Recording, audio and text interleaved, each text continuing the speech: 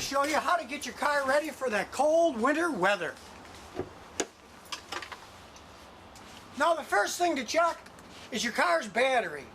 Because the colder it gets outside, the harder the battery has to work, and unfortunately the colder batteries get, the less power they have.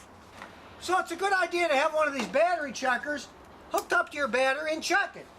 Any mechanic can do it for you, and many auto parts stores do it free. It just takes a minute. You plug the rating into it and just turn it on, and it checks your battery and tells you if it's any good.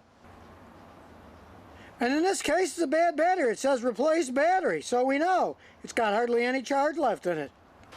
So it's a good thing we tested it, because the car seemed to start and run okay, but when it gets really cold, it won't crank and you'll be stranded. Best to change it before you get stranded. Now the next thing to check is the coolant in your radiator system. Now of course you do this when the engine is cold, so take the radiator cap off. And I'm going to use the spectrometer because it's the most accurate one you can get. You can get one of those little squeegee that has balls that float to tell you how much antifreeze in the system too, but these are much more accurate. You just take a little sample of the coolant, then you get the sample, put it on a little testing plate here, and close the top. Then you look inside it and it tells you how low the freezing point is.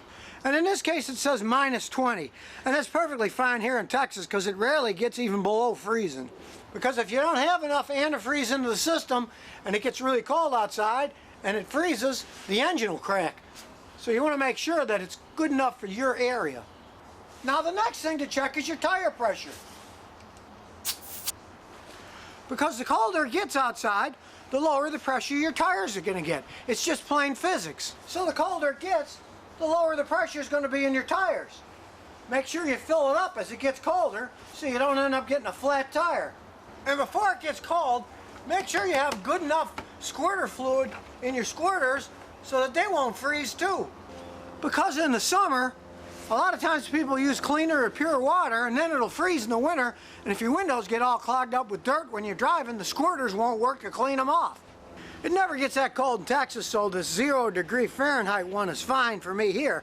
But up north, you're going to have to get stronger stuff so it won't freeze. And the next thing to do is get a flashlight, look at all the hoses and fan belts to see if they're cracked.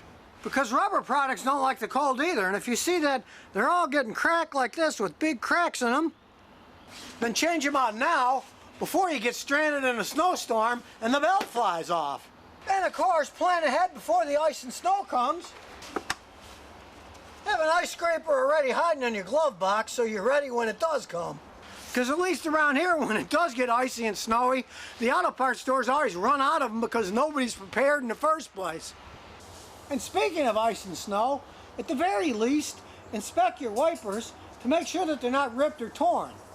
And if you live in an area where you really get a lot of ice and snow, you might go out and buy a pair of those wiper blades that are coated in rubber so they don't get stuck on things with ice building up on the metal.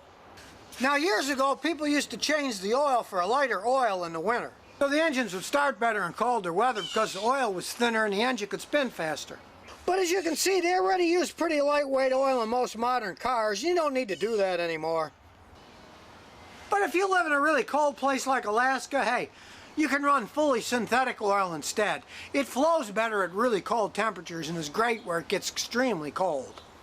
Now my last tip is about your car's heater for guys like me who drive really old cars like this 20-year-old Toyota. If you haven't used the heat all summer, hey, turn it on full blast. Make sure that it's working, because it's a lot easier to fix your heater now before it gets all snowy and icy than getting out in the snow and ice and trying to get your heater fixed. So now you know what to check on your car before the cold winter weather keeps you from doing it yourself. And remember, if you've got any car questions, visit ScottyKilmer.com.